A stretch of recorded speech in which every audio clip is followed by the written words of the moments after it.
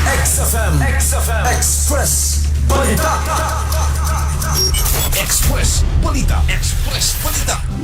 Gituuhan sa mga netizen nga disgrasya na hulog sa kanal tungod sa kahubog ang hinungdan sa kamatayon sa usa ka lalaki.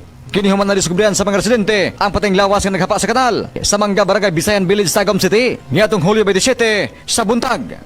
Sumala pa sa mga residente, gila ang bitima nga si Jerry Climaco Maurilio. Hingkod ang pagidaron, ulitao, og lumad nga lumulupyo sa Mangga Bisayan Village ning syudad. Napalgansap sa crime scene, tapat sa patayng lawas, ang usa ka silupin, nga doon sulod nga usa ka putos nga biskwit, o kwarta, nga gituwang iya sa biktima. Sigun pa sa mga nakaila walay nahimong kaaway ang biktima sa ilhang lugar, og ang pagtagay lamang ini adlaw-adlaw ang iyang gikalingawan. Dugang pa sa mga residente, walay nakita ang biktima ni atong Hulyo 26 sa gabi. Mimo na karon dugang pagpanubay ang kapulisan, aron masayran kung aduna bay foul play sa kamatayon sa biktima. Para malami ang ngisi, magsanton vitamin C. Katropa mo sa balita sa Tagum City. Alang sa kayusang Pilipino para sa Pilipinas, katropang Lara Sanyol, XFM News. XFM Report.